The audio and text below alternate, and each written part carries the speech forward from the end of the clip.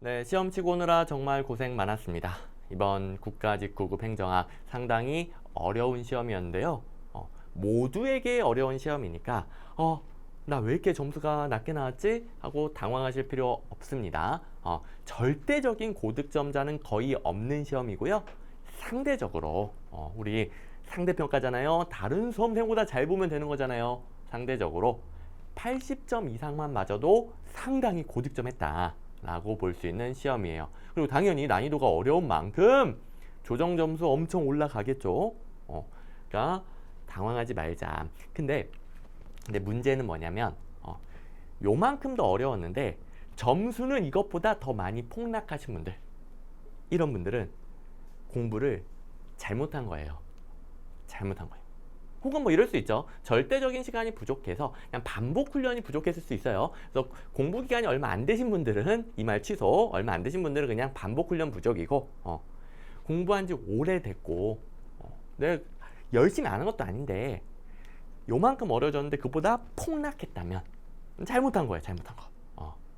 자, 제가 15문제를 단원별 기출문제집, 기출에 강한 행정학이랑 일일이 다 비교해가지고 얼마나 똑같이 출제되는지 싹 다 보여줄 거예요. 저는 해설 강의에서 항상 일일이 기출문제랑 비교해주죠. 또 여기서 이 기출문제라는 것은 방금 말했듯이 여태까지 모든 기출문제가 아니에요.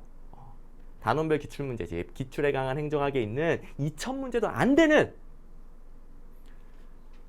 거기서 딱 그 결론만 알아도 풀 수 있는 거, 그거 말하는 겁니다. 그래서 말로만 하면 여러분들이 선생님 제가 보기에는 기출문제 못 본 거 너무 많아가지고 이거 진짜 이거 어떻게 공부해야 되는 거예요? 그 기출문제만 봐도 되는 거 맞지? 이럴까봐 일일이 다 비교를 해줄 겁니다. 일일이 여러분들이 직접 확인을 해야 공부 방향을 제대로 잡죠. 그래서 15문제는 그냥 대비 가능했던 것이고 뭐를 하면 그대로 맞출 수 있는 것이고 단원별 기출문제집에 있는 결론을 외우면은 그대로 맞출 수 있는 것이고 여러분들이 뼈저리게 느껴야 됩니다. 그리고 이제 벌써부터 아주 엉뚱한 결론으로 가신 분들이 있는데 문제가 좀 어려운 점이 있었어요. 좀 생소한 부분을 계속 섞어가지고 난이도를 높이는 경향이 국가직구급에서 최근 계속 이어져 왔는데요.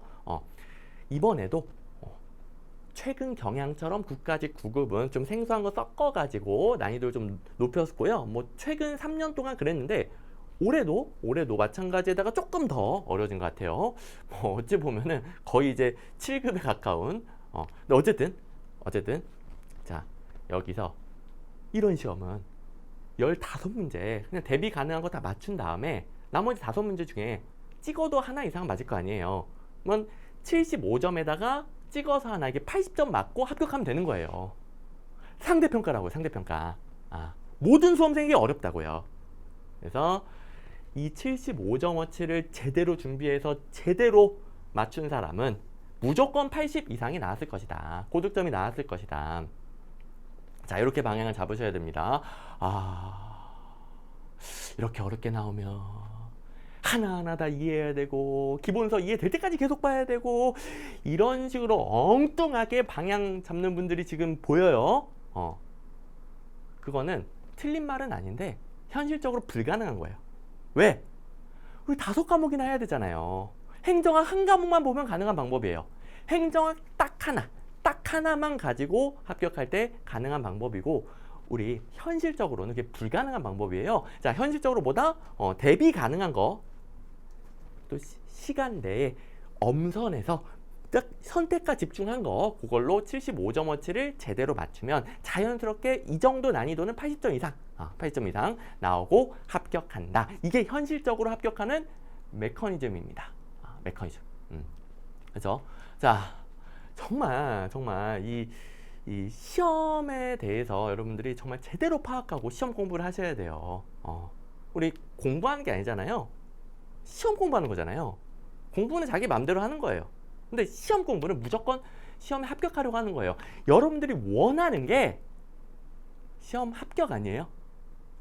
그러면 합격 메커니즘에 따라가야 되겠죠? 이렇게까지 나오면 이거 기본서 있는 거 다 이해해야 된다. 이거는 심리적 불안감을 없애는 공부 방법이에요. 여러분들이 지금 진짜 원하는 게 내 불안감을 없애는 거예요? 아니면은 진짜 원하는 게 합격하는 거예요? 자, 현실적으로 불가능한 방법 쫓아가면 안 됩니다. 자, 여러분들 원하는 거 그것도 1, 2년 안에 합격하는 거죠. 뭐 5년 넘게 공부해서 모든 과목 다 이해하고 모든 과목 초고득점 하는 게 아니고요. 1, 2년 안에 합격하는 겁니다. 합격. 그러면은 현실적으로 이 정도 시험은 그냥 80점 플러스 요 정도 받고 합격하는 것이다. 이거보다 조금 더 쉬운 과목은 당연히 그 이상 점수를 맞았겠죠? 합격하는데 전혀 지장이 없습니다. 자, 그렇다면 제가 이걸 일일이 보여드려야 여러분들이 뼈저리게 느끼고 앞으로 공부 방향을 제대로 잡으니까 제가 일일이 비교를 해드릴 건데요.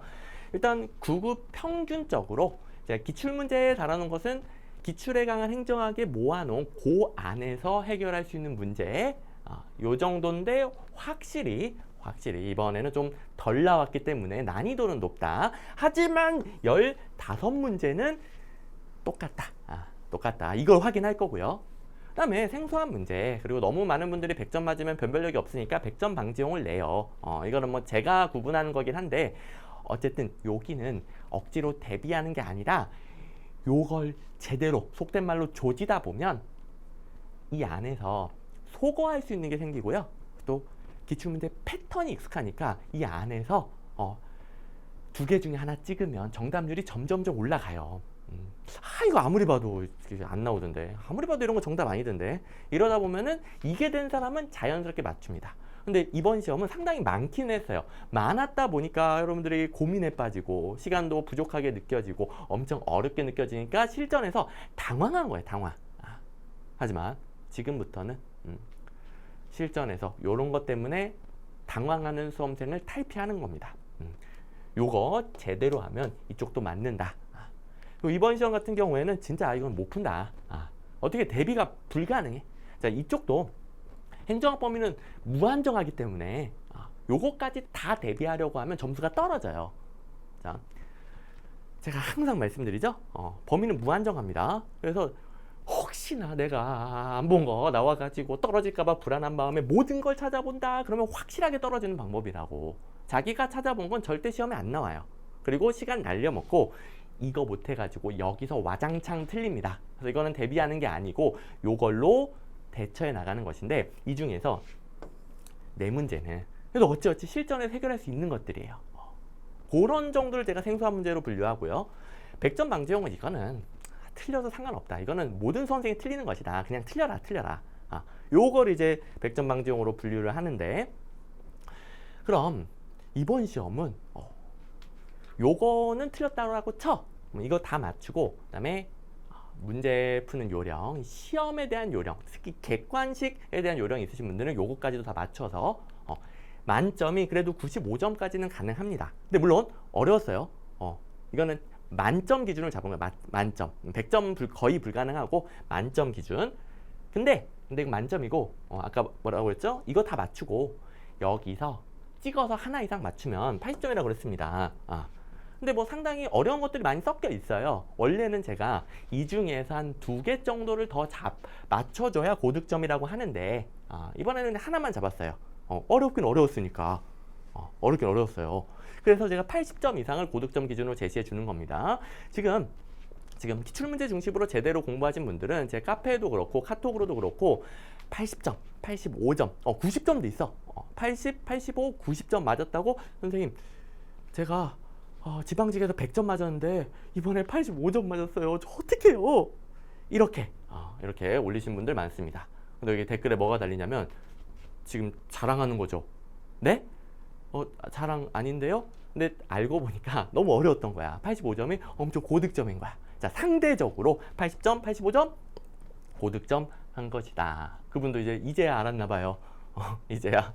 자, 행정학에서 고득점 기준 요 정도면은 그냥 현실적으로 여러분들이 대비 가능한 현실적으로 맞을 수 있는 점수입니다. 그러니까 요 정도 난이도에서 난이도가 더 쉬우면 당연히 더 고득점 할 수 있는 것이고 난이도에 따라서 상대적으로 다른 수험생보다 잘 본 점수. 그런데 여기서 무려 3개나 더 틀렸어. 자, 이거 다 틀렸다라고 치고 여기서 3개나 더 틀렸어. 그러면 60점이 나오죠. 제가 원래 여기도 한 2개까지만 봐주거든요. 근데 뭐 조금 어려운 게 섞여 있고 속어에서 풀어야 되는 게 있어가지고 하나 더 넣습니다. 그래서 60점 이하인 경우에는 분발하셔야 됩니다. 뭐 65, 70, 75는 무난한 점수고요. 80점 이상이면 정말 고득점한 거고요. 이걸 일일이 확인하고 이걸 바탕으로 얘를 어떻게 풀어내는지 보겠습니다. 자, 뭐 단원별 분포는 참고만 하시면 되겠고요. 뭐 별 특이사항은 없는 것 같네요. 자, 1번부터 갈 건데 뭐 정체행정 이원론 이걸 틀리신 분들은 없겠죠. 근데 제가 일일이 비교해 주기로 했으니까 아무리 쉬운 것도 다 비교를 해줄 겁니다. 이원론에 대한 설명 옳은 거였는데 정당 정치의 개입으로부터 자유로운 행정. 이건 뭐 무지막지하게 출제되는 지문이죠. 1번이 정답이고, 자, 기출에 강한 행정학 38번. 지금은 2020 기출에 강한 행정학 기준입니다. 고제 2021년 기출에 강한 행정학 교재가 나오는데 일단은 당연히 작년 문제집으로 공부하셨을 테니까 2020 기준 윌슨 정치행정 이원론 이렇게 시작이 됐죠. 정치행정 이원론은 행정학을 정치학으로부터 구분하고 행정을 정치로부터 구분한다는, 뭐 너무 쉬우니까 이 정도는 생략하고, 이러면서 맨날 나오는 게 뭡니까? 윌슨의 정치행정 이원론에 따르면 정당 정치의 개입은 행정을 전문화하는데 부정적인 영향을 미친다. 그러니까 정당 정치의 개입으로부터 분리해야 된다.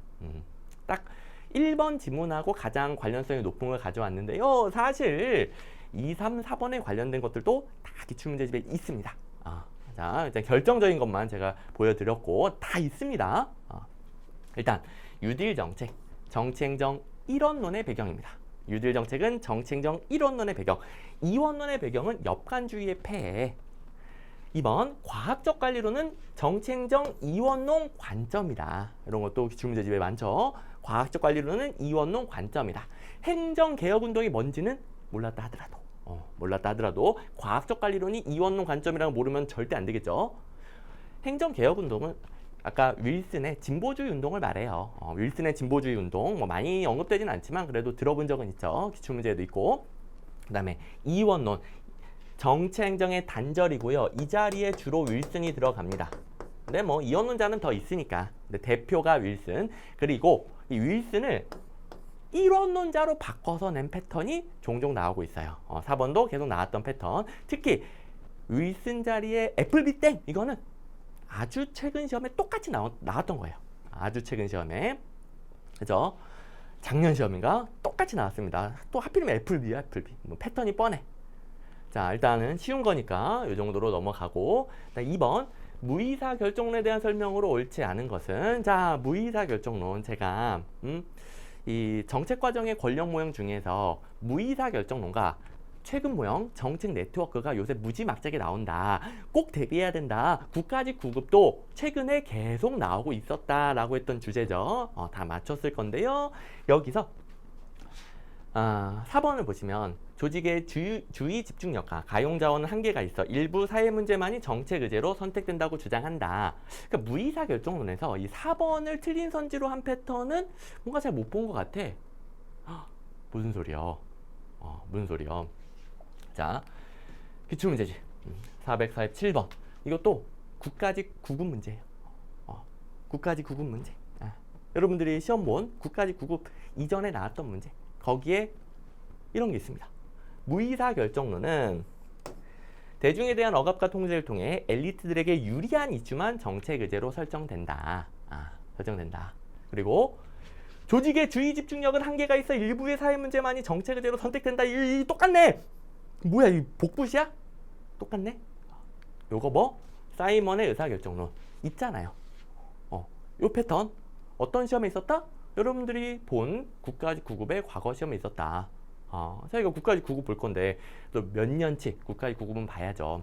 자, 요령은 제가 계속 가르쳐 줄 겁니다. 그래서 있었던 패턴이고요. 뭐 무의사 결정론에 대해서 아시는 분들은 뭐 1, 2, 3번 잘 지어서 푸셨죠.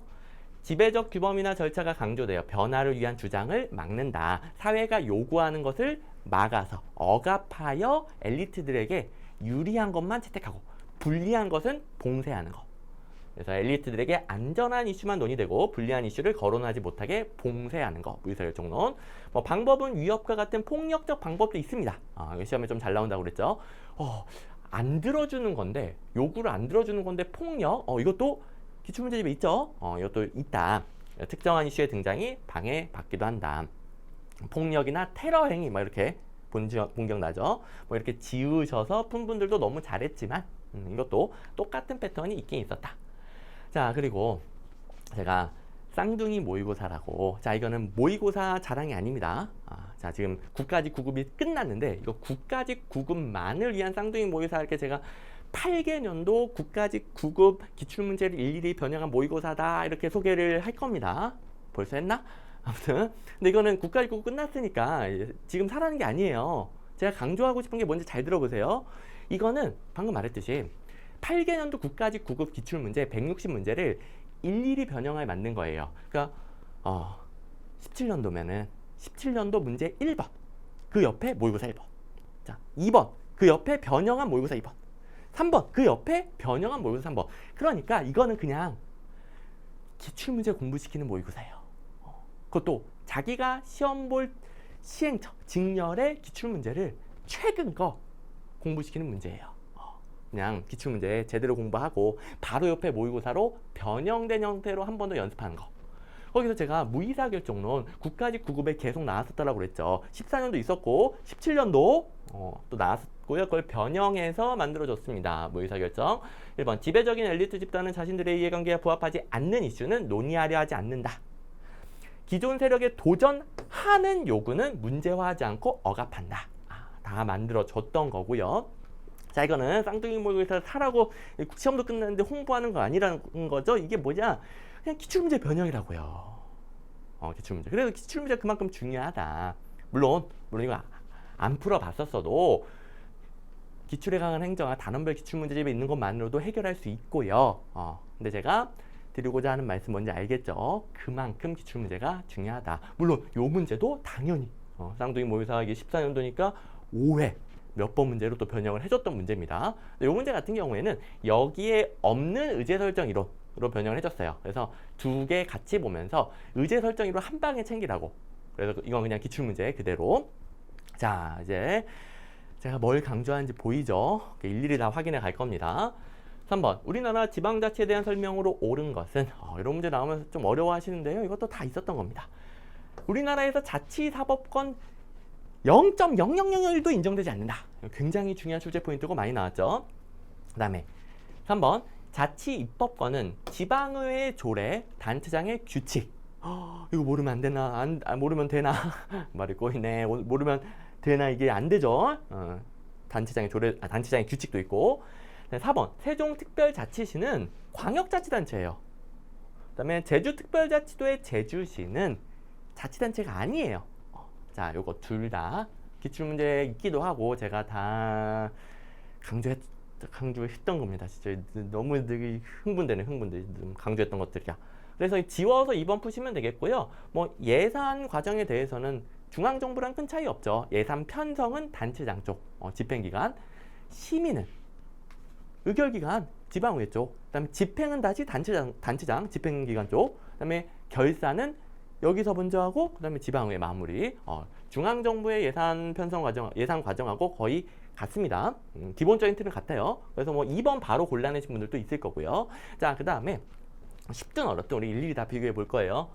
우리나라 지방자치단체의 자치권에서 자치사법권을 가지고 있다 땡. 이게 한 몇 문제 있어요. 기출문제집에 이것뿐만 아니라 몇 개가 있습니다. 몇 개. 그다음에 우리나라 자치입법권에 대한 문제에서 지방자치단체장의 입법권인 규칙 있잖아, 그죠? 조례랑 단체장의 규칙까지. 그래서 지방의 많이 아니죠. 자, 그리고 우리나라 지방자치단체 계층 구조에서 광역자치단체로 쭉 나열된 문제가 있고요. 여기 특별자치시 있네. 세종특별자치시 광역자치단체예요. 제가 기출문제집에 넣어놓은 문제 중에서 간혹 옛날 문제가 있는데 그게 계속 나오는 것들은 제가 내비둬요. 물론 더 연습하기 좋은 문제가 나오면 최신 문제로 교체하는데 매번 나오는데 더 연습하기 좋은 게 아직 그 최신 문제에 없다. 그러면 내비두고요. 계속 반복되는 거 보이죠? 가끔 이제 옛날 문제 있으면 되게 불안해하시는 분들이 있는데 제가 기출문제집에 넣어놓은 건 출처, 연도 불문하고 다 보셔야 됩니다. 자, 그리고 국가직 9급 변형 문제로 보세요. 특별자치시는 기초자치단체이다. 여기 어디 갔니? 특별자치시는 기초자치단체이다. 땡. 이거 역시 국가직 9급에 비슷한 주제가 있었기 때문에 변형해서 만들어줬고요. 요 문제는 여기서 힌트를 얻어가지고 만들어준 거예요. 자, 이것도 제가 적중했다, 제가 너무 잘했어요, 그게 아니에요. 이거는 그냥 기출문제 있었으니까 그냥 기출문제 있는 거 그대로 만들어줬다. 됐죠? 자, 그다음에 여기 기출에 관한 점 문제. 제주특별자치도의 자치계층 측면에서 단층제다. 단층제라는 것은 기초자치단체가 없다라는 소리죠. 제주시, 서귀포시 기초자치단체가 아니라고 그랬습니다. 요게 17년도 국가직 9급에 나왔었는데 이 문제 이후에 이 문제 자체는 이제 세종특별자치시가 출제 포인트였는데 앞으로 이렇게 나온다. 앞으로 나온다. 대비하세요. 제가 이 문제 이후에 무려 3년 넘게 모든 강의에서 강조해줬어요. 자, 제주특별자치도는 제주시, 서귀포시 기초자치단체 아니다. 그리고 이 문제를 변형해서 만들어줬습니다. 이거는 제가 잘했어요. 자, 나머지는 그냥 기출문제 있던 거 그대로고요. 요거는 제가 잘한 거예요. 요거는 제가 좀 플렉스해도 돼.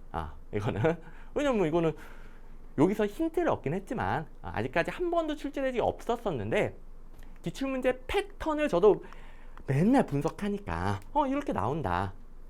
자, 요거는 제가 잘한 거 봤고요. 이거는 그렇고, 근데 이제 나머지는 뭐 제가 잘했다 그런 게 아닙니다. 제가 또 하나 플렉스했다라고 또 오해하지 마시고. 4번은 총체적 품질 관리. 이거 매번 나오던 패턴 그대로 나온 거. 고객의 요구에 따라서 목표를 설정하죠. 그리고 과정 내내 품질을 개선하려고 합니다. 자, 과정 내내 계속 사전적으로 관리합니다. 그래서 사후적 통제 틀렸고요. 그다음에 구성원들이 참여하는 방식이죠. 분권화되어 있어요. 자, 이거 다 나왔던 중요한 출제 포인트고요. 그다음에 이건 총체적 품질 관리예요. 조직 전체적으로. 성과평가도 조직 전체적인 성과평가. 집단적 노력을 강조하겠죠? 개인적 노력 땡. 자, 이건 쉬운 문제였는데요. 그래도 확인은 해야 돼, 일일이. 총체적 품질 관리에 대해서 여기 고객의 필요에 따라 목표를 설정한다. 고객의 요구를 반영하는 게 아주 핵심적인 관리 방식이죠. 그리고 하급 직원들에게 힘을 실어주는 일과 분권화. 자, 분권화의 반대말 집권화, 집권화의 반대말 분권화. 이거 모르시는 분들은 지금 없을 것이고, 분권화 시키는 것이고. 그다음에 워딩도 똑같아. 사후적 통제 틀렸죠. 2번이 틀린 지문으로 나온 겁니다. 뭐 교정적, 사후적 틀렸고요. 보너스로 단기적 전략 아니다. 이거는 총체적인 관점이에요. 그래서 장기적이고 질적이고 이런 종합적인 가치를 고려합니다. 자, 빨리 넘어가고 5번. 프렌치와 레이브인이 주장하는 권력의 원천에 대한 설명으로 옳지 않은 것은, 자, 권력의 원천 5가지가 있는 이론인데 5가지 매칭 문제가 나온다라고 그랬죠? 카리스마 개념과 유사한 것은 매칭이 중거적 권력으로 가야 됩니다. 자, 요 문제 딱 이거. 기출문제집에서 딱 요 문제 하나 제대로 공부하면 된다. 제가 맨날 강조드렸던 겁니다. 요 문제 하나 제대로 공부하면 된다. 여기에 모든 게 다 있어요. 지금 카리스마의 개념과 유사한 것은 중거적 권력. 자, 이해도 중요하지만 기출문제 회독수가 충분하신 분들은 그냥 기계적으로 푸는 거예요. 시험장에서 생각하고 풀 시간이 어딨어. 시험 문제가 좀 어려워지니까 많은 분들이 시간이 부족했대. 아니, 시험장에서 논리적으로 다 하나하나 답을 도출하면 언제 풉니까? 이런 것들은 그냥 기계적으로 푸는 거예요. 기계적으로 풀려면 반복 훈련이 돼 있어야죠. 뭘 반복 훈련한다? 문제 해결에 필요한 걸 반복 훈련한다. 엉뚱한 거 보면은 이걸 못하는 거죠. 그죠? 자, 중거적 권력, 자신보다 뛰어나다고 생각하는 사람을 닮고자 할 때, 그러니까 어떤 개인적인 능력을 가진 사람을 닮고자 할 때 중거적 권력이라고 합니다. 내가 따라갈 만한 중거가 되는가, 기준이 되는가. 그래서 카리스마와 유사하다. 자, 그리고 이 문제, 이번에 나온 문제랑 관련된 건 다 있는데요. 권한과 유사한 개념이고 상사가 보유하고 있는 직위에 기반하는 건 여기 합법적 권력, 합법적 권력, 권한과 유사, 상사가 보유한 직위. 그다음에 전문적 권력은 공식적 직위 항상 일치하는 것은 아니다. 여기 전문적 권력은 직위와 직무를 초월한다. 전문적 권력은 이런 거거든요. 다른 사람이 가치를 두고 있는 정보, 전문성에 기반한 정보예요. 공식적인 직위랑 상관이 없습니다. 그리고 어디 갔니? 강압적 권력은 인간의 공포에 기반을 둔 처벌할 수 있는 능력, 위해를 가할 수 있는 능력에 따릅니다. 자, 공포를 좀 바꿔놨을 뿐이죠. 어디 갔니? 인간의 공포에 기반한 처벌, 위해를 가할 수 있는 능력, 강압적 권력이 되겠고요. 자, 여긴 없지만 보는 김에 보상적 권력, 이것도 챙겨버립시다. 이 한 문제면 끝난다고 그랬죠. 다른 사람들에게 보상을 제공할 수 있는 능력, 쉽죠? 이걸로 다음에 나왔을 때는 꼭 맞춰주시고요. 자, 그 다음에 6번. 직위분류제와 관련해서 다음 설명에 해당하는 것은? 맞다. 참고로 이 프렌치와 라벤 2년 전인가 3년 전인가 국가직 9급에서도 있었던 겁니다. 그래서 쌍둥이 모의고사도 있어요. 제가 이제 일부러 뺐어. 너무 많아가지고 또 그 문제 해결과 직결되는 건 아니라서 뺐지만 어쨌든 나왔던 겁니다. 그다음에 6번. 직위분류제와 관련해서 다음 설명에 해당하는 것은? 자, 요거는 의외로 요걸 찍은 분들이 있는 것 같아. 왜 그래요? 어이가 없을 텐데, 본인도 어이가 없을 텐데. 자, 직무의 곤란성과 책임성을 나누는 게 직무평가이고, 직무의 종류를 나누는 게 직무분석이에요. 직무분석은 이렇게 종류를 구분합니다. 직무평가는 이렇게 난이도가 쉬운 거, 어려운 거, 곤란성, 책임도, 뭐 난이도죠. 이렇게 구분하는데, 요거를 이제 헷갈렸던 분들은 요것 때문에 정말 나중에 어이가 없었을 거예요. 요 맨날 서열법, 분류법, 점수법, 요소 비교법까지 해서 직무평가방법, 직무평가방법, 직무평가방법 이렇게 나왔던 거잖아요. 그리고 등급을 잘 나눠야, 난이도를 잘 나눠야 난이도가 어려울수록 높은 보수, 쉬울수록 낮은 보수, 이렇게 공정한 보수 체계, 직무급 체계를 만드는데 기준이 되겠죠. 자, 직위분류제에 있어서 직무의 난이도와 책임의 경중에 따라서 구분하는 거 직무평가. 여기서도 보기가 직무분석도 있었어요. 그래서 직무평가, 직무분석 다른 것 중에서 다 골라내는 거. 이것도 국가직 9급에 나왔던 거 쌍둥이 모의고사에서 당연히 연습했겠죠. 뭐 쌍둥이 모의고사 아니더라도 여기에 다 있죠. 쌍둥이 모의고사는 원래 문제가 이거였다면은 변형한 문제는 직무분석으로 만들어졌어요. 그래서 하나는 직무평가, 하나는 직무분석 이렇게 비교해서 보면서 차이점 정확하게 판단할 수 있게끔. 자, 근데 이거 안 풀어봤어도 오케이. 그 다음에 서열법, 분류법, 점수법, 요소비교법은 직무평가 방법으로서 물어보는 거잖아요. 이거 물어볼 때 제목이 다 직무평가에 대한 설명으로 옳지 않은 것은 다 이렇게 생겼어요. 또 이 문제도 16년도 국가직 9급에 나왔던 거. 또 똑같이 뭐 서울시 9급에도 나왔었고 어쨌든 나왔던 거. 이것도 당연히 변형 문제로 줬겠죠. 그리고 7번 이제 정책 결정 모형인데요. 요 문제는 좀 어려워하신 게 이해가 가긴 합니다. 하지만 여기서는 아주 중요한 객관식 문제 해결 요령을 배울 수 있어요. 자, 사례로 바꿨죠. 그러면 응용력이 필요하긴 해. 그런데 그 응용력이 객관식에서는 엄청난 응용력이 필요한 게 아닙니다. 자, 잘 들어보세요. 왜? 주관식이 아니잖아요. 요걸 보고서 이거 없이 써여드는 게 아니잖아요. 여기 힌트가 있잖아요. 4개 중에 고르는 거예요. 4개 중에.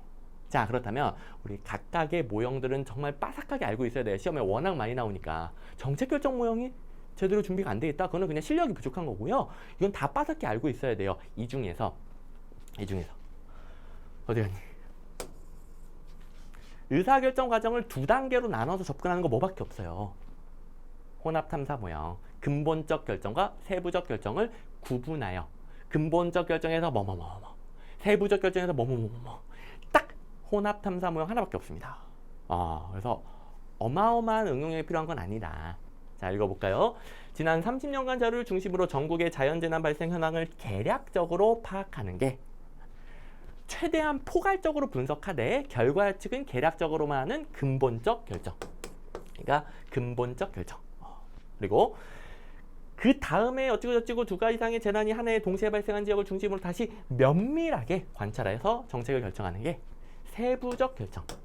자, 정리하면은 근본적 결정은 원래 합리 모형에 기반해요. 최대한 포괄적으로 대안을 분석합니다. 그런데 합리 모형의 단점 어느 세월에 다 분석하고 있어. 그래서 합리 모형의 단점을 보완하기 위해 결과 예측은 계략적으로만. 그리고 세부적 결정은 합리 모형 계략적인 결과 내에서만 분석해요. 세부 모형은 기본적으로 점증 모형이에요. 이 계략적인 방향 내 소수 대안만 분석합니다. 몇 개 안 돼. 근데 몇 개 안 되니까 철저하게 심층적으로, 구체적으로, 면밀하게 분석합니다. 점증 모형은 분석이 별로 없다는 한계가 있잖아요. 분석 기능을 추가합니다. 이래서 합리 모형, 점증 모형 결합하되 각각의 단점 보완하여 결합하는 모형, 혼합 모형이고요. 엣지오니의 혼합 모형. 그리고 요거 배우신 분들은 이렇게 두 가지로 나누는 거, 또 이런 키워드들도 다 시험 문제 있었던 것이고 요걸로 쉽게 풀었을 겁니다. 다른 모형은 찍고 싶어도 어떻게 찍을 수가 없어. 또 뭐 여기 관련된 게 없어. 그래서 주관식이 아니니까 그냥 푸는 겁니다. 대신에 4개를 정확하게 공부를 안 했다. 그건 실력 부족. 자, 어마어마하게 많아요. 혼합 모형. 고르는 문제인데요. 거시적이고 장기적인 안목에서 대안의 방향성 탐색. 방향성 정도만. 그 방향성 안에서 심층적이고 대안적인 변화를 시도하는 것이 바람직하다. 요 문장을 조금 응용한 사례 문제가 되겠고, 그다음에 응용 문제가 나올 수 있으니까 제가 아주 중요한 것들은 관련 틀린 선지를 기출문제집에 다 다뤄놨죠. 관련 틀린 선지 뭡니까? 얘랑 똑같은 거. 자, 2번이 달려있을 겁니다. 이렇게 2번이 달려있으면 2번 문제에 대한 관련 틀린 선지라는 거예요. 2번 선지에 대한 관련 틀린 선지로 혼합 주사 모형은 나무보다는 숲의 개괄적으로 파악하는 게 합리 모형에 따른 근본적 결정이다. 자, 근본적 결정이 합리 모형 쪽이에요. 점증은 세부적 결정. 이런 것도 응용이 있고, 여기 개괄적 이런 단어 있죠. 엣지오니의 혼합 탐색 모형. 선생님 혼합 모형이 맞아요. 혼합 주사 모형이 맞아요. 혼합 탐색 모형이 맞아요. 이거 보면 다 똑같다는 거 알겠죠? 이 시험 문제는 혼합 탐색으로 나왔고, 세부적 결정 단계에서 대안의 종류를 한정적으로 고려하고 대안들은 구체적, 심층적, 면밀하게, 계략적은 일로 가야지. 계략적은 일로. 그래서 이렇게 다양하게 응용 문제를 보다 보면 사례 문제도 풀 수 있는 바탕이 되는 거죠. 그래서 제가 관련 틀린 선지를 넣는 이유가 뭡니까? 기출문제집의 문제수를 너무 많이 늘려서 너무 공부에 부담을 느끼지 않으면서 너무 겹치는 내용들은 다 이제 빼버리되 대신에 꼭 알아야 되는, 그리고 또 변형된 형태로 연습해야 되는 중요한 것들을 요 문제에 관련 틀린 선지로 달아놓는 거죠. 그 변형된 형태로 연습하다 보면 응용력도 생기는 것이고. 자, 아주 효율적인 방식입니다. 그다음에 8번. 예산의 집행에 대한 설명이 옳은 것은, 요거는 100점 방지용으로서 틀렸어도 전혀 상관이 없습니다. 자, 틀린 분들 전혀 상관없어요. 전혀 상관없어요. 우리나라 국가재정법에 규정이 얼마나 많은데요. 거기서 제가 매번 강조하는 편성 과정에서 이거 외워야 돼, 심의 단계에서 이거 외워야 돼, 집행에서 이거 외워야 돼, 결산에서 이거 외워야 돼. 그거 외우기에도 벅차요. 그것도 계속 까먹어. 자, 그걸 달달달 하신 분들은 국가재정법 샅샅이 뒤져가지고 여기까지 공부해도 상관없어요. 달달달 외우신 분들은. 근데 거기서 다 안 외워도 합격할 수 있고요. 그것만 외우면 합격하는데 충분합니다. 충분. 이거는 그냥 틀리면 돼요. 모든 수험생이 같이 틀리는 겁니다. 자, 보시면 집행 단계에서도 상당히 많은 규정이 있어요. 근데 집행 단계에서는 제가 통제를 위해 배정과 재배정을 한다. 그리고 통제 장치들 몇 개 알아두라고 그랬었고, 이런 자세한 과정은 제가 안 가르쳐 줬어요. 이런 것까지 외우면은 오히려 점수가 떨어지거든. 저 이거 안 가르쳐 줬습니다. 왜? 일부러 공부 범위 무한정으로 넓히면 점수 떨어지는 거예요. 여러분들 빨리 합격하라고 일부러 안 가르쳐 줬습니다. 이거 틀리면 돼요. 요거 하나 틀리고 기출문제집에 있었던 거 그 시간에 반복해서 3개 맞추면 되는 거예요. 이거 대비하려고 하면은 기출문제집에 있었던 거 3개 더 틀립니다. 마이너스 10점. 자, 산수 안 되는 사람 없죠? 마이너스 10점. 여러분들, 자, 다시. 내가 공부 안 한 거, 선생님이 안 가르친 거 나왔어요. 그래서 심리적으로 또 불안해지는 게 아니라, 여러분들은 심리적 불안감을 없애기 위해 공부하는 게 아닙니다. 합격하려고 하는 거, 합격하려고. 그리고 5과목이나 해야 되고, 현실적으로 합격하는 방법. 절대 방향성을 잊으면 안 돼요. 절대 잊으면 안 돼, 이걸. 그리고 자, 3번은 모르면 안 돼. 3번은 배정. 3번은 알아야 됩니다. 3번은 이거는 배운 거니까. 중앙건설 장에게 자금을 사용할 수 있는 권한을 부여하는 거. 중앙관서 장에게 기획재정부 장관이 배정하는 거예요. 배정하는 거. 그다음에 중앙관서의 장이 그 밑에 부서에게 재배정하는 것이죠. 이거는 모르면 안 돼. 나머지는 몰라야 돼. 외우지 마. 1번 기획재정부 장관은 각 중앙관서의 장에게 예산을 배정. 여기 뭐 힌트가 있네. 여기 힌트가 있어. 배정. 요건 알아야 되고 감사원을 통제해야 된다. 여기까지 어떻게 다 외웁니까? 2번 기획재정부 장관은 예산 배정 계획을 분기별로 해요. 반기별로 했어. 치사해. 그다음에 심의. 자, 여기는 집행과정이에요. 혹시 2번을 집행과정인데 국회가 왜 등장했지? 라고 땡 하신 분들은 아주 잘했어요. 집행과정. 행정부의 집행과정. 국회가 왜 등장해? 물론 뭔가 국회가 승인하고 그런 게 너무 많다 보니까 뭐 몰랐어도 괜찮아요. 그것도 안 해도 됩니다. 여기는 국무회의의 심의예요. 국회가 아니라 국무회의. 국무회의는 국회가 아니죠. 이거는 장관들 회의예요. 국무위원들은 장관들입니다. 장관들. 부처 장관들. 그리고 대통령 승인입니다. 국무회의 심의와 대통령 승인. 네, 까먹어. 4번 기획재정부 장관은 예산 집행지침. 이거 예산 편성지침 아니에요. 집행지침. 혹시 이거 편성지침으로 잘못 보고 편성지침은 3월인데 땡. 운도 좋아. 모르고 그냥 뒷걸음질 치다가 쥐잡아가지고 소가 뒷걸음치다가 쥐잡은겨. 운도 좋아. 근데 아무튼 몰라야 됩니다. 이건 1월 말까지 집행지침을 각 중앙관서의 장에게 통보하고요. 국회 예산정책처에 통보하는 것은 없어요. 이거는 이런 거는 어디까지 통보해야 된다. 이건 저도 모든 규정을 다 찾아봐야 돼요. 아무리 찾아봐도 이건 안 나오더라고. 어쨌든 여기 틀렸고요. 여기 제출할 필요 없고. 자, 그리고 3번 그리고 여기까지 배정 여기까지 빼고는 안 해도 된다. 틀려서 상관없다. 자, 그런데 이제 이거는 제 운인데 제 운. 쌍둥이 모의고사에 제가 이런 걸 넣더라고. 관련 예산제도 중 나머지 색과 성격이 다른 거. 이거는 문제가 집행할 때 통제장치냐 신축성 확보장치 이런 게 많이 나오잖아요. 통제장치, 신축성 확보장치 이렇게 성격 다른 걸 고르는 거였고 당연히 이제 내용은 맞겠죠. 다 맞는 내용인데 거기서 기획재정부 장관이 분기별 예산 배정 계획을 작성하여 국무회의의 심의와 대통령 승인 후 중앙관서의 장에게 배정한다. 이걸 제가 넣어놨더라고. 근데 이거는 제가 플렉스하면 안 돼. 이거는 제가 자랑하면 안 돼. 이거는 제가 소가 뒷걸음 치다가 쥐잡은 격이에요. 이거는 그냥 얻어 걸린 거야. 얻어 걸린 거. 그죠? 자, 이거는 절대 쌍둥이 모의고사 자랑이 아닙니다. 자, 제 취지 잘 기억하셔야 돼요. 제가 쌍둥이 하는 이유가 뭔지 알겠죠? 그만큼 기출문제가 중요하다. 모의고사도 그래서 그렇게 만든다. 그만큼 중요하다. 거기다가 제 모든 피땀과 제 수명을 갈아 넣어서 제 예상 문제 조금 들어갑니다. 변형할 때. 그게 아까 하나. 자, 저 자랑 딱 하나예요. 딱 하나. 그것 빼고는 자랑 없습니다. 그다음에 이거는 그냥 얻어 걸린 거. 그냥 운. 저의 운. 또 여러분들의 운. 또 이걸 제가 넣어놨다 하더라도 이거 가지고 2번을 지우신 분들은 본인이 열심히 한 거예요. 저 때문이 아니라 여러분들이 열심히 한 거예요. 여러분들이 끝까지 하나라도 더 보려고 했다 보니까 이런 게 얻어 걸린 거죠. 이제 저도 얻어 걸렸고 저는 얻어 걸렸고 여러분들은 노력으로 맞춘 것이다. 지어낸 것이다. 이런 거 가지고 제가 적중했어요. 이러면 이제 강사로서 좀 자질이 좀 그렇지. 이건 얻어 걸렸다. 그다음에 집행에 대해서 배정은 알아야 된다라고 그랬죠. 행정부처의 장, 각 중앙관서의 장, 이 부처 장관이죠. 각 중앙관서가 부처입니다. 부처. 각 중앙관서의 장, 행정부처의 장, 부처 장관 다 같은 말. 자, 배정은 중앙관서의 장에게 하는 것이고 중앙관서의 장이 그 밑에 부서에게 주는 게 재배정이다. 요거는 이제 모르면 안 됩니다. 요거는 됐고. 그다음에 9번 정책평가를 위한 측정 도구의 타당성과 신뢰성. 정답 이거 우리 어마어마하게 연습했죠. 왜냐면 이 신뢰성과 타당성은 정책평가에서 한번 나오고 시험에서 한번 나오잖아요. 그러니까 시험이라는 게 공무원 시험. 그러니까 파트 2에서 한번 나오고 파트 4에서 한번 더 나오죠.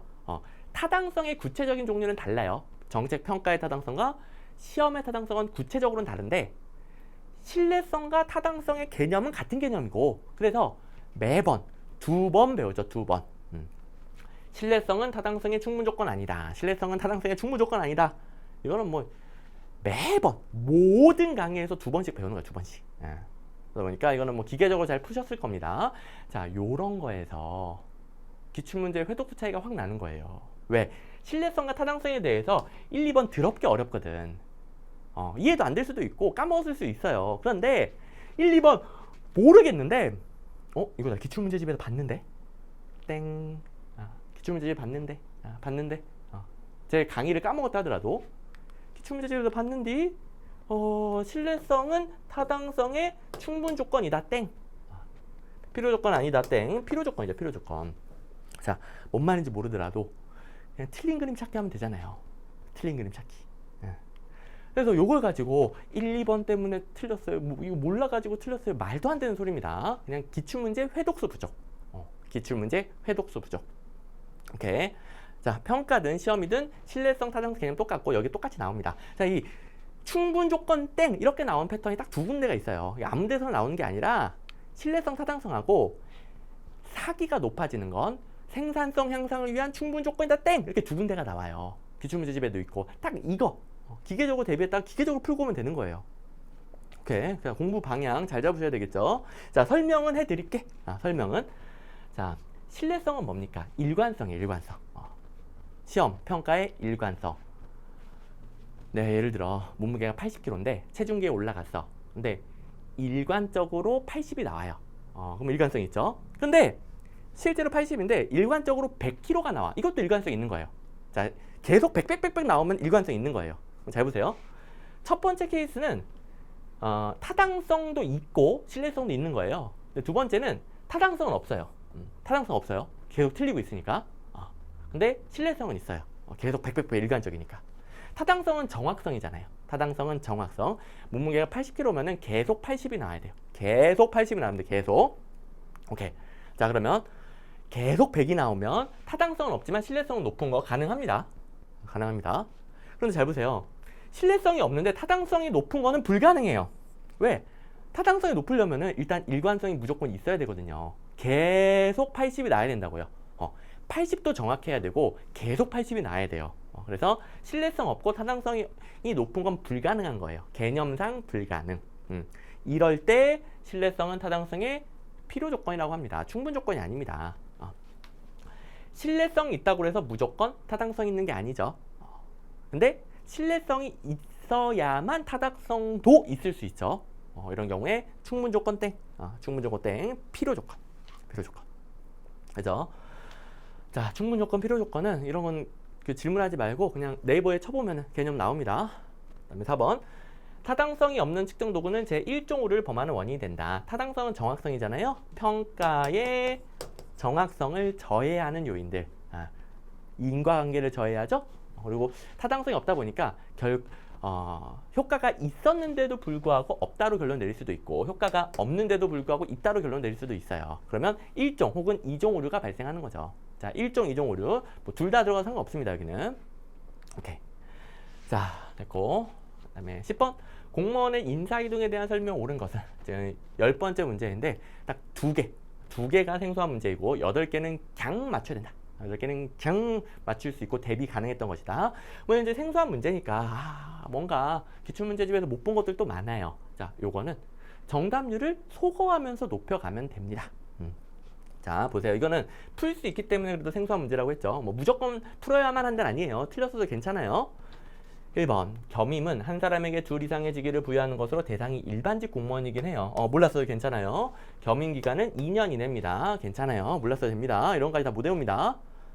전직은 인사 관할을 달리하는 기간 사이의 수평적 인사이동. 자, 전직 전보, 수평적 인사이동 이거 모르면 말이 안 되고 전직 시험을 거쳐야 됩니다. 예외적인 경우에만이 아니라 거치는 게 원칙이에요. 요거는 배웠죠. 전직 시험 거쳐야 된다. 요거는 강의 시간에도 그렇고 뭐 다 배웠던 겁니다. 기출문제집에도 있고 그다음에 제가 쌍둥이 모의고사도 넣어놨던 거. 그다음에 전보는 수평적 인사이동이에요. 전보는 수평적 인사이동. 전직 전보 요거는 이제 꼭 알아야 되고 그다음에 두 번째죠. 좀 이따 하고. 자, 여기 강임인데 자, 요거는 강임에 대해서 여러분들이 정말 빠삭하게 공부하잖아요. 뭐랑 비교해서? 강등과 비교해서 공부를 하죠. 강등은 징계예요. 강등은 공무원이 잘못됐을 때 징계를 매기는 게 강등이고요. 강임은 어쩔 수 없이 한계급 내려가는 거예요. 어쩔 수 없이. 자, 그렇다면 강임은 공무원이 잘못한 게 아니에요. 요걸로 풀 수 있죠. 강임된 공무원은 강임된 계급에 봉급을 준다. 이게 뭔 소리야? 공무원은 아무 잘못 없어요. 강임되기 전, 자, 강임 한 계급 아래로 내려가죠. 강임되기 전 봉급을 줘야죠.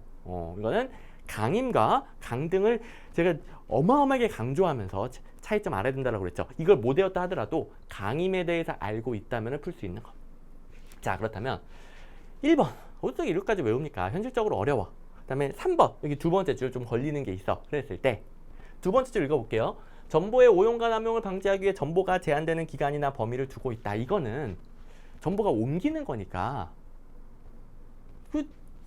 있는 게 좋지 않을까요? 여러분들이 공무원 됐어. 자, 여러분이 공무원이 됐다고 생각해보세요. 자기를 맨날 옮겨. 맨날 미치겠어. 합리적이죠? 바람직하죠? 그러면 모르겠다. 나름 바람직하다. 3번 해야죠. 3번 해야죠. 물론 1번 찍고 틀렸어도 괜찮아요. 근데 적어도 정답률 50%까지 올릴 수 있고 어찌어찌 맞출 수도 있고 이렇게 맞추신 분들도 있습니다.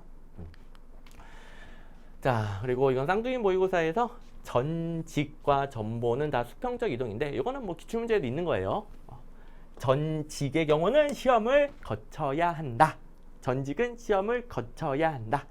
기출문제에도 있었고 국가직 9급에서도 있었던 거니까 한 번 더 강조드립니다.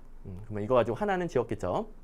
그 다음에 11번 조직 내 갈등에 대한 설명으로 옳지 않은 것은, 자, 이제 제가 강조하고 싶은 것들 다 강조드렸으니까 아주 중요한 거 외에는 이제 빨리빨리 갈게요. 과업의 상호전성이 높은 경우 잠재적 갈등이 야기될 수 있다. 잠재적 갈등은 별게 아니고요. 지금 싸우고 있는 게 아니라 갈등이 나타날 수도 있다. 그래서 잠재적. 많이 만나? 그러면 갈등이 나타날 수도 있죠. 그 다음에 갈등에 관련된 견해, 고전적, 전통적, 고전적 행정학, 고전적 조직 이론에 따른 견해는 갈등은 무조건 없어야 됩니다. 공식적인 구조를 강조하죠. 갈등 무조건 없어야 됩니다. 무조건 부정적이다. 네, 3번 의사소통 과정에서 정보가 불충분해도 갈등이 야기될 수 있고요. 정보가 없다 보니까 추측이 난무할 거 아니에요. 정보가 충분해도 갈등이 야기됩니다. 너무 정보가 많다 보니까 뭐가 더 많네. 이렇게 또 갈등이 나타날 수 있죠. 그 다음에 4번은 몰라도, 자, 1, 2, 3번이 기출문제에 다 있었던 거예요. 4번은 모르더라도, 그래서 이거 확인해서 4번 고르면 되는. 자, 이거는 소거에서 정답률 50%가 아니라 100%잖아요. 1, 2, 3번 소거하면. 그래서 그냥 기출문제 가지고 풀 수 있는 거예요. 자, 모르는 게 나아다. 자, 객관식입니다. 선지 4개 중에 하나를 몰라도 문제 푸는데 전혀 지장이 없어요. 그 하나가 옳은 선지면 넘어가면서, 틀린 선지면 다른 거 지워서, 하나 모르는 건 문제 푸는데 전혀 지장이 없습니다. 하나 이상한 거, 지엽적인 거 섞여 들어가는 건 공부 대상이 아니에요. 자, 업무의 상호전성, 갈등 상황을 발생시키는 원인이 될 수 있다. 그죠? 이거는 잠재적 갈등이니까 원인 맞고, 그 다음에 부정적 영향을 미친다. 이거는 고전적 견해, 전통적 견해. 갈등을 조성, 갈등을 야기하는 방법이에요. 갈등 발생한다. 정보 전달이 억제돼도 발생하고 정보 전달이 많아도 갈등이 발생합니다. 둘 다 있었던 거니까 이거 지우면 되는 거예요. 그리고 에라 4번은 뭐니? 땡 하시면 됩니다. 그래도 4번은 사실 이거는 상식적으로 풀리죠. 왜냐면 갈등이 뭔지 알고 있으니까. 갈등이 야기될 수 있는 상황 또는 조건. 지각된 갈등. 과거형, 미래형. 자, 요게 잠재적 갈등이겠지 뭐. 야기될 수 있는 상황. 갈등의 원인이 있는 상황. 잠재적, 앞으로 갈등이 나타날 수 있는 상황. 이거는 이미 나타난 걸 지각된. 나타난 것을 지각된. 문법이 안 맞네. 나타난 것이 지각된. 나타난 것이 지각된. 그렇죠? 이거는 그냥 풀 수도 있겠고. 자, 그 다음에 12번 예산제도. 앞에서 좀 어려웠는데 오랜만에 쉬운 문제 하나 나왔습니다. 이거 맨날 똑같이 나오는 품목부 예산제도는 정부가 하는 일에 대한 정보를 알지 못한다. 자, 이 부분은 몰랐어도 괜찮아요. 세입 세출의 유기적 연계가 뭔 말이죠? 괜찮아요. 이거는 괜찮습니다. 근데 요거 품목부 예산제도는 정부가 하는 일, 기능, 활동, 사업에 대한 정보를 알기 어렵다. 지겹게 나오는 거. 자, 비교해 보시면 품목별 예산, 정부가 수행하는 사업과 그 효과, 정부가 수행하는 일이죠. 일에 대한 명확한 정보를 제공하지 못한다. 또 이런 사업뿐만 아니라 활동에 대한 정보를 얻기가 불리하다. 무지막지하게 나왔던 거고요. 분모고 예산에서 제일 많이 나오는 틀린 선지죠. 나머지는 가볍게 성과주의 예산은 업무량 곱하기 단위 원가로 단위 사업별 예산을 배분하고요. 계획예산 제도는 비용 편익 분석 등 계량적 분석을 무지막지하게 강조하죠. 자세한 설명을 생략할게요. 4번 연기준 예산 제도에서 의사결정 단위를 먼저 정하고 거기서 의사결정 패키지를 올리죠. 의사결정 단위, 의사결정 패키지는 연기준 예산 제도에만 있는 개념이에요. 다른 데는 없어요. 13번 단체 임사무와 기관 임사무 얘는 여기 지우고 정답률 50% 일단 만들고 시작해야 되는 생소한 문제. 1번, 4번은 뭐 기출문제에 어마어마하게 많은 기출문제에 많은. 자, 2번, 3번 가지고 찍어주시면 되겠습니다. 여기서 2번, 3번 중에 찍으신 분들은 아무 문제 없어요. 1, 4번 중에 찍었다 문제 있습니다. 자, 그러면 가볼게요. 일단 기관임 사무에 대해서는 지방의회가 개입할 수도 없고 조례지정권을 행사할 수 없죠. 근데 여기서 어떤 분들이 선생님 예외적으로는 가능하잖아요. 예외적으로 가능한데 그냥 없다라고 하는 게 왜 맞아요?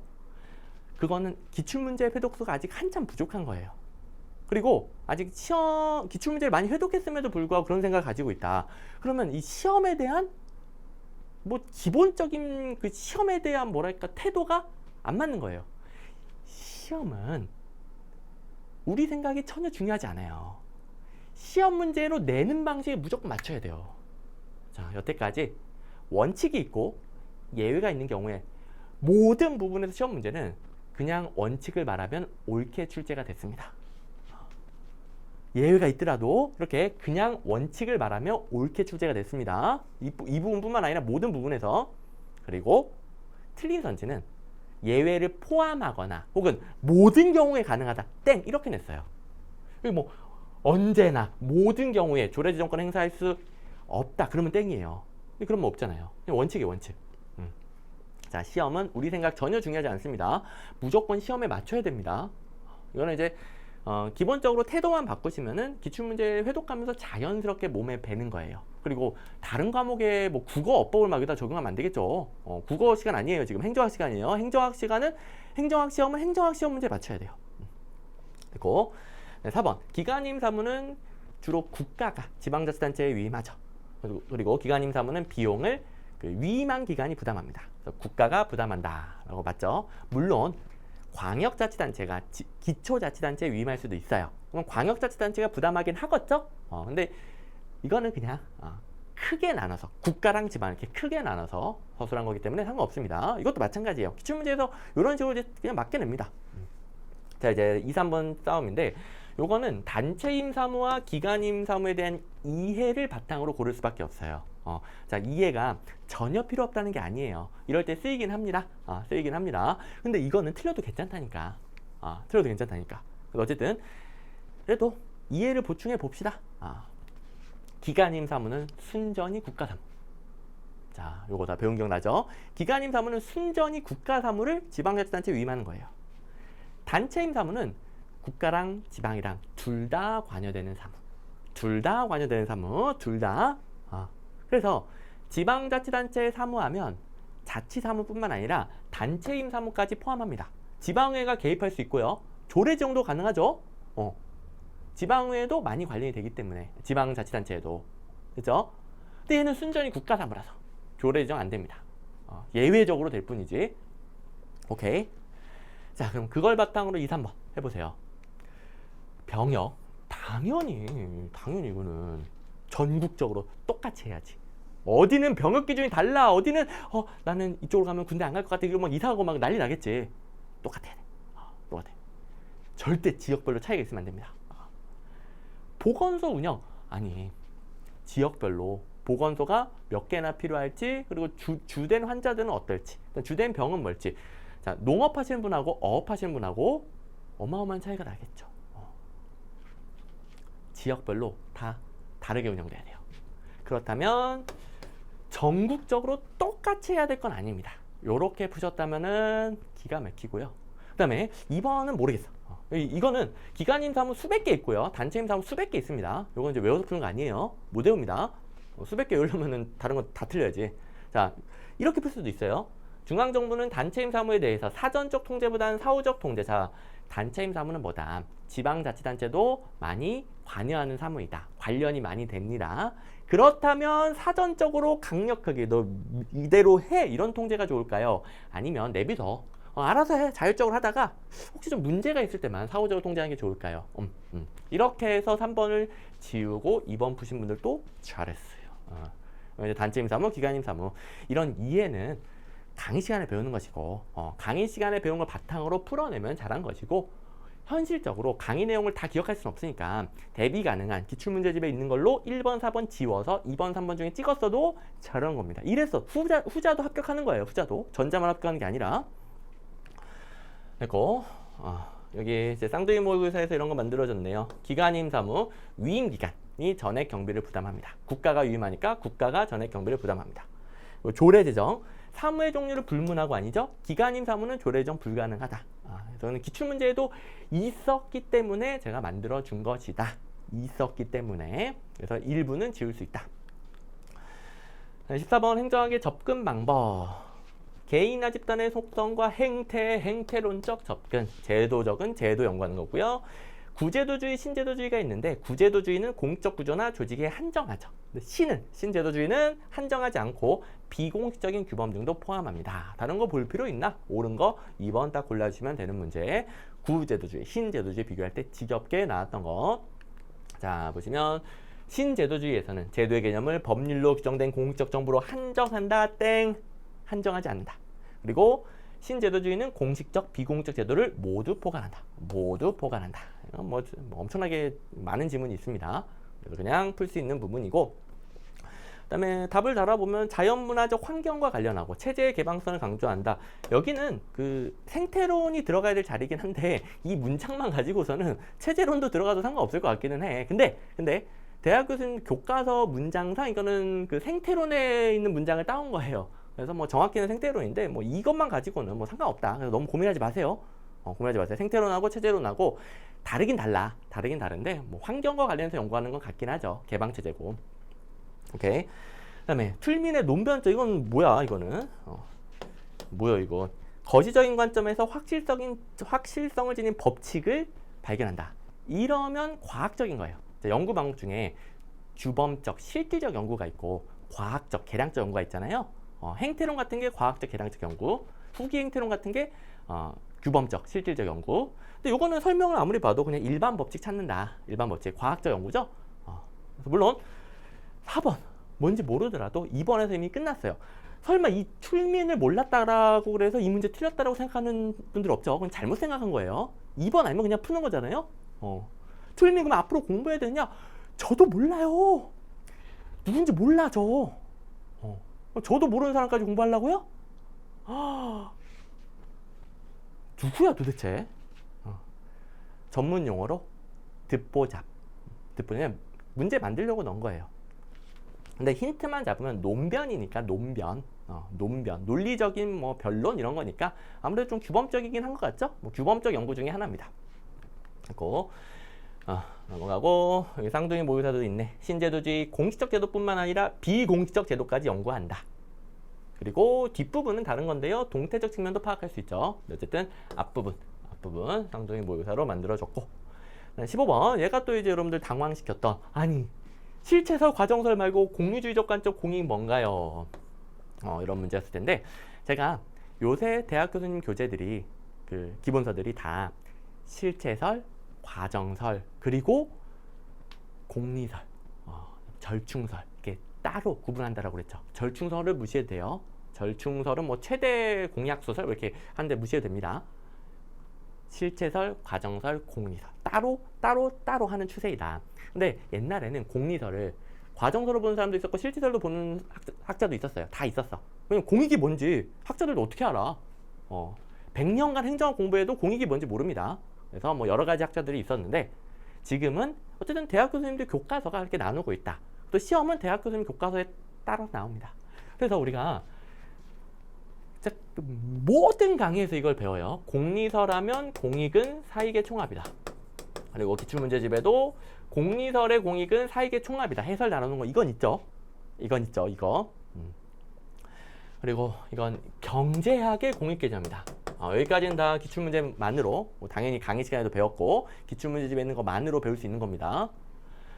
사회 전체 효용이 증가하면 공익이 향상된다. 총합이니까 총합, 전체 효용 증가. 딱 경제학적인 공익 개념이에요.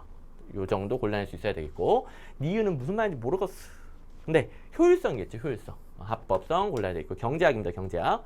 물론 이것만으로 이게 답이 안 나와. 이게 옳은 거. 그래서 좀 안타깝긴 한데, 어쨌든 50%를 만들었죠? 기억을 풀었다. 디귿을 풀었다. 50% 됐습니다. 이게 뭔 말이야 도대체. 어쩔 수 없어요. 여기서 찍어 틀린 거는 전혀 문제가 없는 거예요. 공부 제대로 한 거예요. 이 중에 찍었으면 제대로 공부한 겁니다. 요 정도는 대비 가능합니다.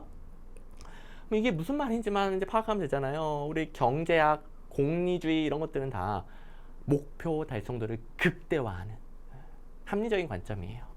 경제학하면 합리성 아니에요. 인간 합리성은 완벽하기 때문에 모든 데를 철저히 비교해서 목표 달성도를 극대화하는 대안을 선택한다. 그게 목적론적 윤리론입니다. 과정 다 필요 없어. 전체 효용만 극대화시키면 돼요. 과정 다 필요 없고. 그래서 정답은 3번이기는 해요. 3번이기는 해요. 목적론적 윤리론과 좀 대비되는 관점은 의무론. 이거는 과정상 가치, 과정상 의무를 지켰는가 이런 거예요.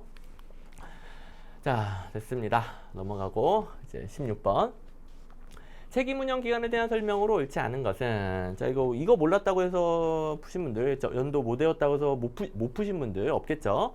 기관장에게 자율성을 보장하고요, 성과에 대한 책임을 지도록 합니다. 책임운영 기간의 취지. 공공성이 높은 분야에 적용합니다. 그래서 민영화하기 어려운 분야에 적용하고, 정부가 하는 거예요. 정부기관입니다. 정부기관. 민영화 아니에요. 정부기관. 그리고 성과에 대한 책임을 지도록 하니까 객관적이고 신뢰할 수 있는 성과평가를 해야 성공할 수 있겠죠. 지워가지고 4번 모르겠다. 4번 이렇게 고르시면 되겠고요. 이거 해설지에 팁을 보시면, 어려운 문제들은 제가 강의 시간에 해줬던 팁들 있잖아요. 다 해설지에도 적혀 있습니다. 다시 까먹었어도 다시 확인할 수 있어요.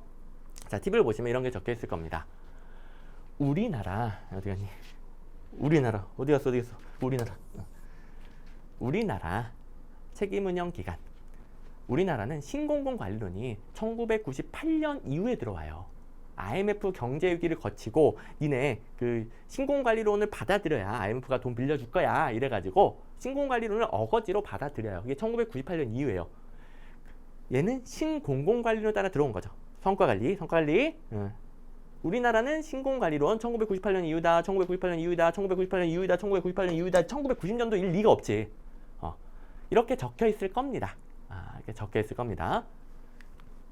자, 일단 기출문제에 있었던 걸로 민영화 가능한 아니고 민영화가 어려운 분야, 공공성 강하고요, 성과관리 도입하는 겁니다. 성과관리는 뭐다? 기관장의 책임 여부와 정도는 성과에 기초하여 판단한다는 거. 당연히 성과평가가 객관적이어야 되겠고, 그런 건 이제 없어도 상관없지. 그래서 지워서 풀었어도 괜찮고, 그 다음에 제가 방금 말한 거, 이 작년 1년치 기출문제집에 2019년 서울시 9급 문제 해결 팁에 적혀 있었던 거랑 똑같은 거예요. 지금 똑같죠? 98년 이후이다. 몇 년도인지 몰라도 돼. 아마 99년도에 법을 만들고 2000년부터 시행이 됐는데 몰라도 됩니다. 98년 이후이다. 똑같은 요령으로 풀 수 있는 게 작년에 나왔고, 그대로 국가직 9급에 또 나왔네. 그래서 제가 실력은 단원별 기출문제집을 만들고 여기서 부족한 게 있으면 이거 계속 하는 거예요. 근데 어느 정도 회독수 올라가고 여기서 헷갈리는 게 없으면은 작년 거 문제는 좀 보자. 이건 다른 시험들도 보자. 작년 거 딱 1년치. 이거 제가 문제집으로 출간도 했지만 그냥 모두공 해설 강의 보면은 다 있는 거예요. 공짜로 다운받을 수 있는 거예요. 자, 이 문제집 엄청 얇아서 이렇게 비싸지도 않지만 그것도 또 부담이 된다. 그러면 공짜로 다운받아서 보면 되는 거예요. 안 사도 되니까 꼭 보라고요. 1년치는 보라고요. 1년치. 오케이. 그리고 이제 자기 증렬. 그게 쌍둥이 모의고사로 마무리하는 겁니다. 그럼 이제 잡혔죠. 실력은 단원별 기출문제집으로 만든다. 그리고 거기서 부족한 게 없으면 1년치도 확인해 본다. 그리고 가장 마무리는 내가 시험 볼 증렬의 문제를 집중적으로 봐야죠. 쌍둥이 모의고사. 직렬별로 국가직구급이면은 국가직구급 8개년도 변형 문제, 지방직구급이면 지방직구급 8개년도 변형 문제, 국가직 7급, 지방 7급도 다 마찬가지입니다. 다 계속 출간이 됩니다. 이렇게 가장 마무리 모의고사는 기출문제 그대로 변형한 쌍둥이 모의고사. 그러면 여러분들이 행정학에서 점수 빨리빨리 따고 합격하기 위한 기본적인 세팅이 되는 거예요. 기본적인 세팅. 이게 기본입니다. 기본.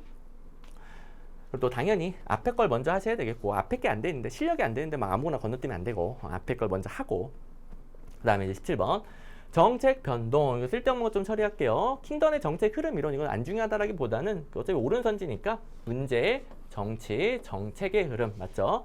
그 다음에 4번 보시면 정책 수단을 소멸시키고 다른 정책을 마련하지 않는 것은 종결이라고 하죠. 자, 3, 4번이 호그우드와 피터스의 이론인데, 호그우드와 피터스의 변동 모형은 시험에 잘 나온다. 그래서 우리 철저하게 대비했습니다. 자, 이제 3번 보시면 2번은 좀 이따가 실질적인 정책 내용이 변하면 승계죠. 실질적인 정책 내용 혹은 근본적인 성격이 변한다, 새로운 수단으로 대체된다, 이러면 승계죠. 이렇게 풀어주시면 되는데요. 선생님, 목표가 변하지 않으면은 유지 아닌가요? 목표가 변하지 않는 건 유지든 승계든 똑같아요. 목표는 유지든 승계든 똑같이 안 변해요. 근데 유지는 정책의 기본적인 성격이 안 변하고, 승계는 기본적인 성격이 바뀌는 거예요. 실질적인 내용이 바뀌는 거예요. 자, 정책 변동 유형 중 목표는 유지하면서 목표 유지, 목표 유지, 목표 유지. 정책 수단을 새로운 수단으로 대체한다. 승계 기존 거 안 하고 새로운 수단으로 대체, 뭐 기본적인 성격을 바꿔, 이런 게 승계죠. 자, 둘 다 목표는 유지합니다. 근데 차이점 뭔지 아시겠죠? 다 있었던 거고요. 이 문제 말고도 더 있어요. 더 있어. 근데 요거 있었다, 이제 강조하려고 이 문제를 가져온 것이고, 그 다음에 설마 이거 무치하론이 몰랐다라고 해서 선생님 저 이것 때문에 틀렸어, 이런 분들 없죠. 이거 건너뛰면 되는 거니까. 자, 이거는 강의 시간에 제가 가르쳐주는 이론이긴 해요. 근데 기출문제에 나온 적이 없어. 처음 나왔어, 처음. 제가 강의 시간에는 이게 각종 정책 변동 모형들이랑 대학 교수님들이 같이 넣어놓는 모형이니까, 같이 넣어놨으니까 어떻게 어찌 얻어 걸릴 수 있겠지. 그래서 뭐 알아는 둬라, 이 정도로만 가르쳐주는. 근데 기출문제에 없었으니까 까먹었어도 저는 상관없어요. 강의의 모든 내용을 기억할 수도 없고 제가 중요하다고 한 적도 없어. 그냥 언급만 했을 뿐이야. 무치하론의 이익집단 위상변동 모형 몰라도 됩니다. 이슈 맥락은 정책 의제 설정과 관련된 환경적인 요인, 뭐 국민들이 뭘 좋아하느냐, 뭐 어떤 부분이 뜨고 있느냐, 이런 것들이 환경적인. 그 다음에 제도 맥락이 있는데, 제도 맥락. 자, 제가 뭐 이론 강의 시간에 딱 요 정도만 설명을 해줍니다. 이슈 맥락은 환경적인 요인이라면은, 제도 맥락은 정부가 만드는 제도. 그래서 특정 이익 집단에 유리한 이슈, 유리한 제도면 그 이익 집단의 위상이 올라가고, 둘 다 불리하면은 내려가고, 그다음에 하나는 유리하고 하나는 불리할 때는 제도 맥락이 더 중요하다. 딱 이 세 마디밖에 안 해줘요. 세 마디. 여러분들도 까먹어도 상관없는데 어쨌든 이제 세 마디 시험 문제 나왔으니까, 둘 다 유리하면은 그 이익 집단 위상 올라가고, 둘 다 불리하면 내려가고, 하나는 유리하고 하나는 불리할 때는 제도 맥락이 유리할 때 어느 정도 유지가 되고요. 이슈 맥락이 유리할 때는 이거 내려갑니다. 그래서 제도 맥락이 더 중요하다. 제도 맥락이 중요하다. 이게 세 마디. 끝. 더 이상 공부할 필요 없고, 2번 때문에 틀렸다 핑계 대면 안 됩니다. 됐고, 18번 우리나라 인사제도에 대한 설명으로 옳지 않은 것은 우리나라 인사혁신처 비독립 단도, 모르면 안 되고, 그 다음에 2번 전문 경력관, 뭐 그 제대로 활용되고 있는 제도는 아니라서 시험에도 거의 안 나왔었는데 최근에 나와서 저도 기출문제집에 넣어놨죠. 전문 경력관, 직무 분야가 특수한 직위에 임용되어 있는 일반직 공무원, 일반직 공무원 중에서 좀 특수하게 운영됩니다. 그 다음에 3번 몰랐어도 상관없어요. 고위공무원을 범정부적, 전체 정부적 차원에서 관리하는 게 고위공무원단 제도. 자, 3번 몰라도 됩니다. 1, 2, 4번 다 기출문제 있죠. 한국의 중앙인사기관 인사혁신처는 비독립 단독형이다. 부처형이라고도 하고요. 그 다음에 한자어인데 이게 한자가 깨졌네. 제가 한자를 모르는데 그래도 요 정도는 쓸 수 있어. 전 정부, 범정부, 전 정부, 전체 정부라는 소리죠. 통합관리를 위해 고위공무원단이 도입되었다. 그리고 하나 안 본 게 전문 경력관제도 이것도 국가직구급에 최근 나왔던 겁니다. 국가직구급에 특수 업무 분야의 직위를 어쩌고저쩌고 전문 경력관 직위로 지정할 수 있다. 뭐 많이 나오는 건 아니니까요. 그냥 요 정도만 챙겨두시고, 당연히 이거 변형해서 쌍둥이 모의고사로 만들어줬겠죠? 똑같은 걸 복붙한 다음에 다른 걸로 바꿔서 틀리게 한 번 더 연습하라고 넣어놨습니다. 이 모의고사 변형 문제는 개방형, 공모직위, 경력 개방형, 전문 경력관 4개 비교해서 볼 수 있는 문제로 만들어놨는데, 경력 개방형은 일반 개방형과 달리 외부 민간인만 가능해요. 그냥 개방형은 내외부 불문하고 다 신규 채용이잖아요. 근데 경력 개방형은 외부만 가능하다. 이건 보너스. 그다음에 전문 경력관에 대한 설명은 일반직 공무원 중 특수 업무 분야의 직위 혹은 뭐 장기간 한 군데에 재직해야 되는 경우. 됐죠? 이거 넘어갔네. 이거는 이제 중요하지 않다. 별정직 공무원의 근무 상한 연령, 뭐 정년 60세입니다. 다 60세, 다 공무원은 60세. 공무원 60세. 근데 이게 좀 다르게 정할 수 있긴 해요. 예외적으로 60세가 아닐 수 있어요. 근데 뭐 원칙은 다 60세. 몰랐어도 상관없고요. 그 다음에 우리 19번 다 왔습니다. 정책 변수에 대한 설명으로 옳은 것만을 모두 고른 것은, 자, 매개 변수, 독립 변수의 결과겠지. 뭔 소리요? 독립 변수와 종속 변수를 매개하는 변수가 매개 변수니까 독립 변수의 결과, 종속 변수의 원인이 내는 변수. 그다음에 조절 변수, 이거는 잘 몰라도 되긴 하는데 독립 변수와 조정 변수 간의 상호작용을 야기해서 왜곡합니다. 둘이 간에 그 독립 변수가 종속 변수에 어떤 영향을 미치는가, 그걸 평가하는 것인데 상호작용을 야기해버려. 그다음에 억제 변수, 독립 변수와 종속 변수 간의 상관계가 있는데 없는 것처럼 보이게 만들어요. 자, 독립 변수가 종속 변수에 미치는 영향이 100이야, 100. 근데 억제 변수가 껴가지고 마이너스 100을 해버린 거예요. 그러면 정확하게 상쇄되죠. 원래 있는데 정확하게 상쇄해서 없는 것처럼 보이게 만드는 거예요. 이 표현을 바꿨네. 치사한 문제. 그 다음에 허위 변수나 혼란 변수는 독립 변수와 종속 변수 모두에게 영향을 줍니다. 이거는 허위 변수, 혼란 변수가 마찬가지예요. 허위와 혼란의 차이점은 제가 바로 설명드릴게요. 허위나 혼란 다 모두 영향을 줘서 뭔가 왜곡시키죠. 자, 그리고 선생님, 이거 기출문제집에 이게 있었다고요? 네, 찾아보세요. 637번 문제가 있습니다. 그리고 이거는 경정승집 문제인데, 이 선생님 이런 것까지 봐야 됩니까? 경정승집 문제. 출제 포인트 똑같아요. 출제 포인트 똑같아요. 자, 경정승집 문제도 공무원 문제 따서 냅니다. 따서. 근데 요새는 좀 경찰과 관련된 맥락을 막 넣어가지고 문제를 엄청 길게 늘렸더라고. 근데 정작 지문은 똑같아요. 그래서 제가 기출문제에 넣어놓은 것은 출처, 연도 불문하고 다 보는 거예요. 자, 보세요. 억제 변수 x, y 다 독립 변수, 종속 변수를 표현하는 거죠. 두 변수가 서로 상관계가 있는데 없는 것으로 이걸 이제 바꿨죠. 매개 변수, 독립 변수와 종속 변수 사이에서 독립 변수의 결과인 동시에 종속 변수의 원인, 매개 변수, 매개 변수 다 있네. 그리고 이제 혼란하고 허위는 둘 다 독립 변수, 종속 변수에 모두 영향을 미치는데, 차이점은 허위 변수는 독립과 종속 변수 간에 전혀 상관계가 없는데 허위 변수가 둘 다 영향을 미쳐서 상관계가 있는 것처럼 보이게 만드는 거예요. 전혀 없는데, 혼란 변수는 상관관계가 있긴 있는데 둘 다 영향을 미쳐가지고 그 상관관계를 왜곡하는 거죠. 과대 혹은 과소평가하게 만드는 거. 자, 이 두 가지는 뭐 어마어마하게 중요하다고 그랬었고 시험에 많이 나왔었죠. 근데 확실히 1번, 4번 억제 변수, 매개 변수는 별로 안 나와요. 별로 안 나오지만 적어도 제가 기출문제집에 넣어놓은 거는 봐야 돼요. 봐야 돼. 뭐 강의 시간에도 배우지만 기출문제집에 넣어놓은 것은 그래도 회독하면서 계속 반복을 해주셔야 됩니다. 물론 이거는 회독수가 부족할 때는 봤어도 못 풀 수 있어요. 근데 회독수가 충분히 늘어나신 분들은 풉니다. 그래서 이거는 기본적으로 기출문제 회독을 잘 하고 계신 분이라면은 이번에 놓쳤어도 다음에는 이런 것들도 다 풀 수 있게 돼요. 그러니까 걱정하지 말고 회독수 올려주시면 돼요.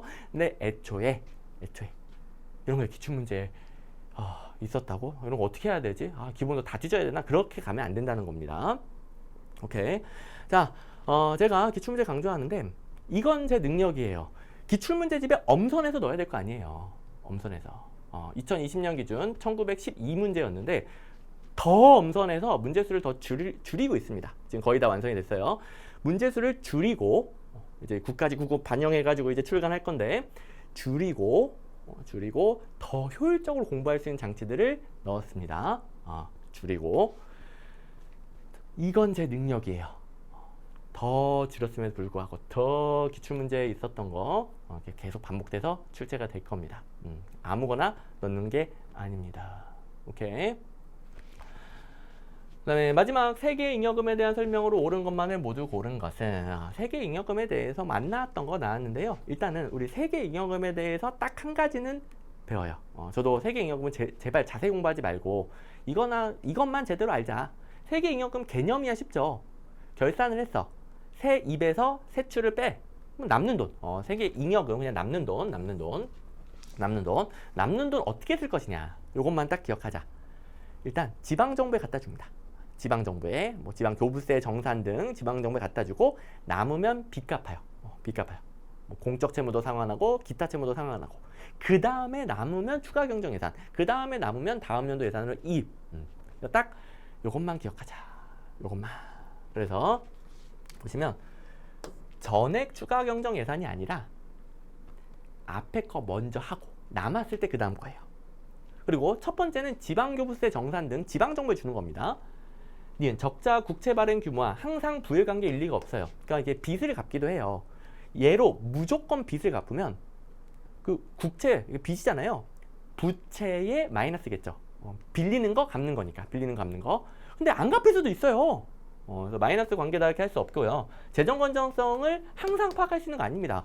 이게 돈이 남아야 갚지. 안 남으면 못 갚는 거예요. 그래서 이걸 떠올렸던 분들은 니은 디귿 지워서 1번 푸셨을 겁니다. 뭐 기출문제는 없지만. 그리고 참고 세계 잉여금은 우리나라 예산에만 적용됩니다. 예산은 일반회계, 특별회계죠.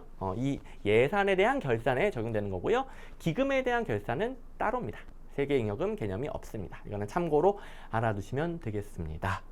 자, 오케이. 자, 우리가 현실적으로 대비 가능한 게 뭐다? 요건 앞으로도 완벽하게 대비하는 거예요. 요 정도 난이도가 나오면 이걸 다 맞춰서 75점 따고 제가 푸는 거 봤죠? 다는 아니더라도 여기서 정답률 50%를 올리고 어떨 때는 기가 막힌 판단으로 맞추기도 하고 어떨 때는 찍어서 맞추기도 하고 그래서 뭐 한 문제 이상, 두 문제, 세 문제 맞춰 나가면은 고득점이 완성됩니다. 물론 우리 네 문제가 있었는데 여기서 엄청나게 중요한 건 없습니다. 제가 선지 중에 하나 요건 알아야 됩니다. 그 정도만. 100점 방지형 문제 이건 어떻게 해야 된다? 공부하면 안 된다. 제가 쌍둥이 모의고사로 준 것도 얻어 걸린 것이다. 그거는 자랑 아니다. 얻어 걸린 것이다. 공부하면 안 된다. 이거 공부하면 어떻게 된다? 여기서 더 많이 틀려서 점수 떨어진다. 자, 이거 공부하려면은 범위가 무한정해져요. 여러분들이 공부하면 안 나옵니다. 그리고 여기서 더 틀립니다. 자, 열심히 공부했는데 점수가 떨어지면 얼마나 억울해. 제발 본인의 불안감을 없애는 공부랑 합격하는 공부랑 선택을 하세요. 아니, 합격 못할까봐 불안한 거 아니에요? 그럼 합격하는 공부를 해야죠. 합격하는 공부를 해야죠. 근데 그걸 수험생 입장에서 모를 수 있어요. 근데 합격생들과 저에게는 당연한 거거든요. 그러니까 그걸 미리 땡겨가지고 여러분들에게 알려주잖아요. 불안하지 말아라. 합격하는 진짜 안 불안한 공부는 이거다.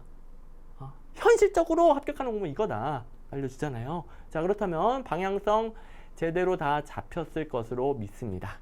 자, 앞으로 이제 엉뚱한 결론 내리지 말고 해설 강의에서 제가 열변을 토했던 거 바탕으로 계속 대비해 나가셔서 내년에는 당당하게 합격하시기 바랍니다.